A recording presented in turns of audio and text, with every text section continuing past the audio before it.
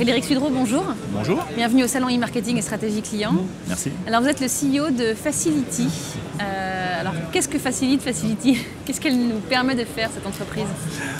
Bien, le positionnement est relativement simple, c'est issu de 4 années et demie de recherche et développement. L'objectif étant de pouvoir rendre un site internet déjà existant, accessible à des publics qui sont un petit peu différents, un peu plus sensibles, que peuvent être les seniors, qui sont en recherche de confort différentes pour naviguer sur le web, y compris pour aller jusqu'à l'acte d'achat, tout autant qu'accompagner des personnes sensibles ou plus particulièrement proches du handicap, avec des pathologies plus ou moins lourdes, qu'elles soient visuelles, motrices ou cognitives. Alors, c'est une solution qui s'implémente sur des sites existants ou c'est refaire des nouveaux sites? Comment ça fonctionne concrètement? Alors justement, tout l'intérêt de la solution et du brevet que nous avons déposé, c'est de ne pas avoir à toucher au code existant. Et l'usager lui-même n'a absolument rien à télécharger, puisqu'il est par essence assez sensible. Donc on est une solution intermédiaire, comme une sous-couche, sur laquelle on va venir pousser des feuilles de style graphiques qui sont un petit peu différentes, qui sont adaptées aux pathologies qu'aura enregistré lui-même, une fois pour toutes, l'usager. Il se connecte sur notre site. Il passe par votre site d'abord. Exactement. Il enregistre un profil. Son profil est enregistré sur son navigateur. Et automatiquement, on lui pousse des feuilles de style qui ont été modifiées en fonction de sa pathologie. Exemple, un daltonien de manière extrêmement aiguë, quelqu'un qui va être tritanope, quelqu'un qui ne va pas distinguer le rouge du vert, le bleu du jaune.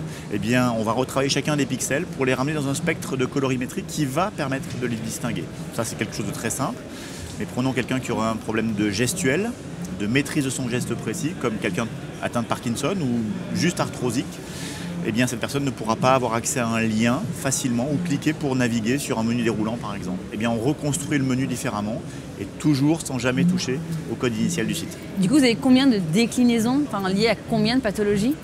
Parce qu'il y en a tellement, malheureusement. Oui, on travaille sur une base de 13 pathologies qui sont toutes croisables les unes par rapport aux autres. Que ce soit pour un accompagnement pathologique, donc des modifications très lourdes, ou jusqu'à des adaptations de confort. Exemple, je suis presbyte et je souhaiterais avoir un grossissement léger de l'ensemble des sites que je vais consulter en lecture. Au lieu de mettre mes lunettes, de les enlever, de les mettre, de les enlever, de les mettre, de les enlever. Et bien là, simplement, je vais régler le corps de caractère qui me convient, taille 17, et automatiquement, tous les sites vont être adaptables. Ça veut dire que je suis sur une base à 180 ou 200 modifications adaptables qui se croisent les unes avec les autres. D'accord. Vous travaillez aussi beaucoup avec le vocal? Alors pour l'instant, on ne travaille pas avec le vocal, puisque comme on ne touche pas au site et au code du site, on n'intervient pas à ce niveau-là. Mais on est en train de se rapprocher de partenaires qui savent travailler le vocal et qui savent travailler le visuel pour les personnes éventuellement qui seraient entièrement sourdes. Votre cible principale, vos clients principaux, c'est les sites e-commerce ou les sites de contenu à qui vous adressez? Alors on a plusieurs cibles. La première cible, ça va être celle qui va être tenue par la loi de répondre à l'exigence d'être accessible à tous. Donc ça fait partie des cibles de la collectivité. On n'est pas forcément normatif dans notre réponse. Par contre, on amène un effet d'usage. Cette solution elle a été créée avec les usagers, par les usagers et à travers les associations françaises, les plus grandes associations du handicap ou du vieillissement. Deuxième chose, on s'adresse bien entendu au marché, à ceux qui vont s'intéresser au marché du senior. Le marché du senior, il est juste en train d'exploser. Ce sont des gens qui sont connectés et qui demain seront hyper connectés, auprès de qui on ne peut pas ne pas avoir une offre qui réponde à leurs besoins. Bien sûr.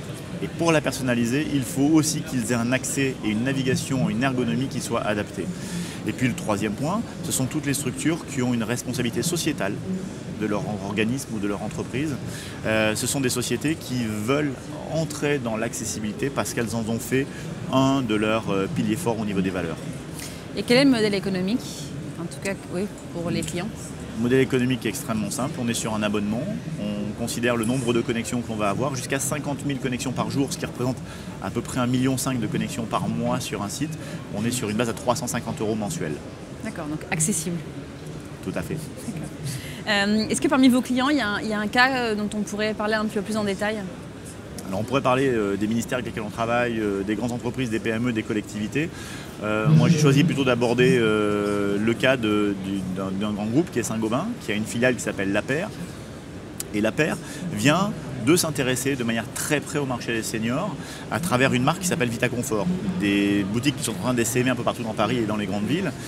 Ces boutiques-là, elles ont une fonction très simple, c'est d'accompagner les gens à rester le plus longtemps possible chez eux à travers des produits spécialisés.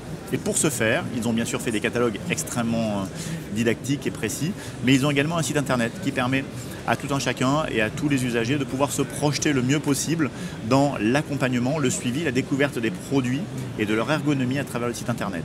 Et j'ai trouvé cette démarche extrêmement intéressante puisque en créant cette filiale dédiée aux seniors et au maintien à domicile, la paire s'est également donné les moyens d'avoir l'ensemble de ces outils de communication adaptés. Le magasin est adapté à recevoir des gens à mobilité réduite, mais des seniors également. On va prendre plus de temps, il y a plus d'assises dans le magasin. Ouais, les visuels sont peut-être plus gros. Exactement, les prix sont écrits différemment, les gens sont là pour prendre plus de temps et expliquer, sécuriser.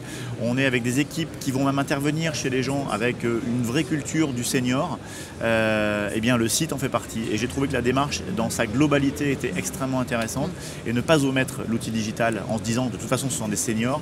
J'ai trouvé ça extrêmement intéressant. En revanche, là, c'est une offre quand même qu'ils ont totalement personnalisée et adaptée. Après, ce qui serait bien, c'est peut-être aussi que les offres existantes soient adaptées, sans forcément en créer une à part, peut-être. Oui, ça veut dire que toutes les entreprises qui font du e-marketing aujourd'hui ou qui font du e-business, à partir du moment où elles s'intéressent à des gens qui sont en situation ou sensible ou des seniors, sont des gens qui peuvent avoir en effet un intérêt à s'intéresser à cette cible-là. C'est une cible qui n'est que grossissante. Et alors, en termes de projets, de projets sur l'année 2016 chez Facility. Alors on a initié l'année avec un beau voyage qui était celui de Vegas au CES 2016 que nous reconduirons en 2017. On a déjà signé 5 contrats de revendeurs aux US, des grosses entreprises qui sont en train de signer. On ne pensait même pas que ce soit possible aussi rapidement, donc ça c'est génial. Ça veut dire que on poursuit et on va vraiment axer l'entreprise de plus en plus vers le développement nord-américain, australien, un peu européen également, qui est peut-être un petit peu moins réceptif, mais le marché nord-américain, il y a 50 États, il y a 50 réglementations et contrairement à ce qui se passe en France, c'est que vous n'êtes pas respectueux de cette accessibilité-là, automatiquement vous allez être à l'amende. Donc là, il y a un super intérêt pour nous de nous positionner et il n'y a pas une stigmatisation, notamment aux États-Unis, de la personne vieillissante ou de la personne en situation de handicap, comme il pourrait y avoir en France. Donc il y a une vraie réception du marché qui est super intéressante. Donc ça fait partie de nos élans commerciaux. Deuxième approche, on va compléter notre approche sur les handicaps en accompagnant des gens qui sont dans des troubles auxquels même personne n'a pensé sur Internet, sans toujours toucher le code. On va accompagner des gens qui sont atteints d'Alzheimer ou de perte de mémoire immédiate, accompagner des gens qui sont en déficience intellectuelle légère, comme les autistes, qui sont des gens qui peuvent être des consommateurs comme d'autres, que là aussi on marginalise complètement. Alors justement, c'est une bonne conclusion de votre phrase, c'est que les sites internet sont focus sur du mass market, focus sur les générations Y, génération Z un petit peu, sur des cibles qui sont plutôt faciles et en tout cas immédiates. Mais il y a un potentiel incroyable sur les seniors. Alors les seniors qui, comme vous l'avez dit, sont une population qui grandit beaucoup, mais aussi sur les situations du handicap. Vous essayez d'évangéliser ça un petit peu avec les sites pour leur dire qu'il y a quand même une partie de la population dont ils se privent totalement. Ce qui les marginalise encore plus d'ailleurs. Oui, je pense qu'il y a pas mal d'entreprises qui en sont tout à fait conscientes. Alors il y a celles qui de toute façon considèrent que ça ne fait pas partie de leur marché et qui n'iront pas au bout. Et puis il y a celles qui au contraire ont développé des politiques RSE, des politiques du handicap, des fondations qui vont les obliger à se confronter à ce public-là et avoir une réaction, quelque chose qui soit précis dans la réponse à apporter. Le vieillissement, les symptômes sont les mêmes en France, en Angleterre, en Australie, aux États-Unis, au Canada. Mais pareil pour Parkinson, qui sont les mêmes symptômes en France, en Australie. Exactement. Le traitement et la réponse apportée est différente. Mais ça veut dire que s'ouvrir à un marché comme celui-ci, sur des pays ou sur des continents sur lesquels il y a une réglementation, pour prendre en compte les individus, ça me semble être un marché qui peut avoir un véritable sens économique, marketing, de positionnement et puis même intellectuellement. À un moment ou à un autre, même si on est là pour faire du business, c'est pas inintéressant de se dire qu'on fait une petite œuvre intéressante. Ce qui est très fort dans votre société, dans votre activité, c'est que vous venez compléter tous les discours sur la data, qui ne sont que des chiffres et des données, en remettant au cœur de tout ça et au cœur de la stratégie le client, l'humain et l'individu en tant que personne à part entière. Mais ça fait partie des valeurs que l'on a voulu insuffler, et ça fait aussi partie de ce qui nous porte. On serait que sur le business, je pense que ça ne marcherait pas. Il a fallu qu'on puisse rentrer en contact avec les associations et qu'on acquiert leur confiance. À un moment, ces gens-là, ils ne vont pas vous livrer l'intégralité de leurs membres, de leurs connaissances, vous accompagner. Il a fallu qu'on montre patte blanche, et montrer patte blanche, ça a été leur dire on est là pour vous aider. Si ça marche, bien sûr, il y a un business pour nous, mais on vous ouvre quelque chose. Et en fait, ces gens-là, personne ne s'en occupe, donc ils ont été plutôt extrêmement réceptifs. Bravo en tout cas pour votre initiative. Merci beaucoup. Frédéric Sudreau, très bonne journée. Merci. Au revoir. Au revoir.